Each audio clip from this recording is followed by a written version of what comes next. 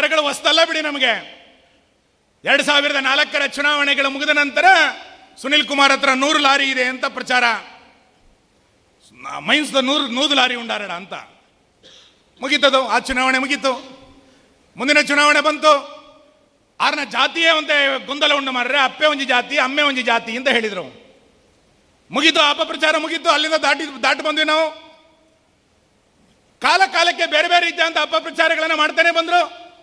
ಮತ್ತೆ ಚುನಾವಣೆ ಬಂದಾಗ ಇಡೀ ನಗರದ GSP ವಿರೋಧ ಅಂತ ಹೇಳಿದ್ರು, ಬಂಟು ಸಮುದಾಯ ವಿರೋಧ ಅಂತ ಹೇಳಿದ್ರು, ಬಿಲ್ ಅವರಿಗೆ ಓಟ್ ಹಾಕೋದಿಲ್ಲ ಅಂತ ಹೇಳಿದ್ರು. ಅಪಪ್ರಚಾರಗಳು ಎಲ್ಲೇ ಮೀರಲಿಕ್ಕೆ ಪ್ರಾರಂಭ ಆಯಿತು. ಇವತ್ತು ಮೊನ್ನೆ 3 ತಿಂಗಳ ಕೆಳಗಡೆಗೆ ಮತ್ತೆ ಅಪಪ್ರಚಾರ ಶುರು ಮಾಡಿದ್ರು. ಸುನಿಲ್ ಕುಮಾರ್ ಕಾರ್ಕಳದಲ್ಲಿ ನಿಲ್ಲೋದಿಲ್ಲಂತೆ, ಎಲ್ಲ ಬೆಂಗಳೂರಿನಲ್ಲಿ ನಿಲ್ತಾರೆ ಅಂತ.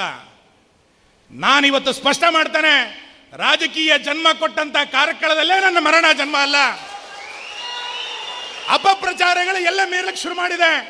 ಇವತ್ತು ಯಾರು ಈ ರೀತಿ ಅಪಪ್ರಚಾರಗಳನ್ನು ಮಾಡಿ ಬಣ್ಣ ಬಣ್ಣದ ಮಾತುಗಳನ್ನು ಹೇಳ್ತಾ ಇದ್ದಾರೋ, ಏಪ್ರಿಲ್ 30ನೇ ತಾರೀಕಿನ ನಂತರ ಯಾರು ಇರೋದಿಲ್ಲ ಇಲ್ಲಿ ಕಾರ್ಕಳದಲ್ಲಿ. ಕಾರ್ಕಳದ ಜನರಿಗೆ ನಾವೇ ಬೇಕು, ಕಾರ್ಕಳದ ಅಭಿವೃದ್ಧಿಯನ್ನ ನಾವೇ ಮಾಡಬೇಕು, ಹಿಂದುತ್ವಕ್ಕೆ ತೊಂದರೆ ಆದ್ರೆ ನಾವೇ ಮಾಡಬೇಕು, ಅಭಿವೃದ್ಧಿಯ ದಿಕ್ಕನ್ನು ಇಟ್ಕೊಂಡು ನಾವೇ ಹೋಗಬೇಕು. ಇವತ್ತು ಕೇವಲ ಮಿಂಚಿನ ಉಳಿದ ರೂಪದಲ್ಲಿ ಕೆಲವರು ಬರ್ತಾರೆ, ಕೆಲವು ಅಣಬೆಗಳು ಮಳೆ ಬಂದಾಗ ಉಟ್ಕೊಳ್ಳುತ್ತೆ, ಮಳೆ ಇಲ್ಲ ಅಂದ್ರೆ ಇಲ್ಲೋದಿಲ್ಲ. ಬಿಜೆಪಿ ಆಲದ ಮರದ ರೀತಿಯಲ್ಲಿ ಕಾರ್ಕಳದಲ್ಲಿ ಕೆಲಸ ಮಾಡುತ್ತೆ. ನಾವು ಸಾಕಷ್ಟು ಜನರಿಗೆ ನೆರಳನ್ನು ಕೂಡ ಕೊಟ್ಟಿದ್ದೇವೆ. ಒಂದು ದಿನದ 1 ವರ್ಷದ ಪ್ರಯತ್ನ ಅಲ್ಲ ಇದು, ಯಾವುದೋ ಒಬ್ಬ ವ್ಯಕ್ತಿಯ ಪ್ರಯತ್ನ ಅಲ್ಲ, ಒಂದು ಗ್ರಾಮದ ಪ್ರಯತ್ನ ಅಲ್ಲ. ಕಳೆದ 100 ವರ್ಷಗಳ ಅವಧಿಯಲ್ಲಿ 2025ಕ್ಕೆ ಸಂಘಕ್ಕೆ 100 ವರ್ಷ ಆಗುತ್ತೆ.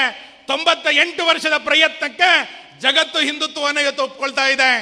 ನಾನು ಕಾಲೇಜಿನ ವಿದ್ಯಾರ್ಥಿ ಆಗಿದ್ದಾಗ ಮತ್ತು ಬಜರಂಗ ದಳದ ಚಟುವಟಿಕೆಯಲ್ಲಿ ಕೆಲಸ ಮಾಡ್ತಾ ಇದ್ದಾಗ ನನ್ನ ಮನಸ್ಸಿಗೂ ತುಂಬಾ ಸರಿ ಅನಿಸ್ಬಿಟ್ಟಿತ್ತು. ಏನು ಅಂತ ಕೇಳಿದ್ರೆ, ಸಂಘದ ಹಿಂದುತ್ವ ಸಾಲೋದಿಲ್ಲ, ಸಂಘದ ಹಿಂದುತ್ವ ನಮಗೆ ಯಾಕೋ ಹಿತ ಆಗ್ತಾ ಇಲ್ಲ, ಶಿವಸೇನೆ ಭಾರಿ ಗಟ್ಟಿ, ಶಿವಸೇನೆ ಹಿಂದುತ್ವ ಭಾರಿ ಒಳ್ಳೆಯದು ಅಂತ ನಮಗೆ ಅನ್ನಿಸ್ತಾ ಇತ್ತು. ಶಿವಸೇನೆಯ ನಾಯಕರು ಯಾವ್ದಾರು ಹೇಳಿಕೆಗಳನ್ನು ಕೊಟ್ಬಿಟ್ರೆ ಶಬಾಸ್ ಅಂತ ಹೇಳ್ತಾ ಇದ್ವಿ ನಾವು. ನಮಗೆ ಎಲ್ಲ ಒಂದು ಕಡೆ ಅನ್ನಿಸ್ತಾ ಇತ್ತು, ಬಿಜೆಪಿ ಸಂಘದ ಹಿಂದುತ್ವಕ್ಕಿಂತ ಶಿವಸೇನೆ ಗಟ್ಟಿ ಅಂತ ನಮ್ಗೆ ಅನ್ನಿಸ್ತಾ ಇತ್ತು. ಕೆಲವು ದಿನಗಳ ಕಾಲ ಅದು ಸತ್ಯನೋ ಅಂತ ಅನ್ಸಿತ್ತು ನಮಗೆ. ಆ ಹಿಂದುತ್ವ ದೇಶದ ಹಿತಕ್ಕೋಸ್ಕರ ಯೋಚನೆ ಮಾಡಿದ್ದೇ ಅಲ್ಲ. ಆ ಎಲ್ಲ ಹಿಂದುತ್ವಗಳು ವೈಯಕ್ತಿಕ ಹಿತಾಸಕ್ತಿಗೆ ಮತ್ತು ಅಧಿಕಾರದ ಲಾಲಸೆಗೋಸ್ಕರ ನಡೆದಂತ ಹಿಂದುತ್ವಗಳು. ಶಿವಸೇನೆ ಅಧಿಕಾರದ ಲಾಲಸೆಗೋಸ್ಕರ, ವೈಯಕ್ತಿಕ ಹಿತಾಸಕ್ತಿಗೋಸ್ಕರ ಕಾಂಗ್ರೆಸ್ಸಿನ ಜೊತೆಗೆ ಹೊಂದಾಣಿಕೆಯನ್ನು ಮಾಡಿ ಅಧಿಕಾರವನ್ನು ನೋಡಿದ್ದನ್ನ ಈ ದೇಶ ಯಾವತ್ತೂ ಕೂಡ ಮರೀಲಿಕ್ಕೆ ಸಾಧ್ಯ ಇಲ್ಲ.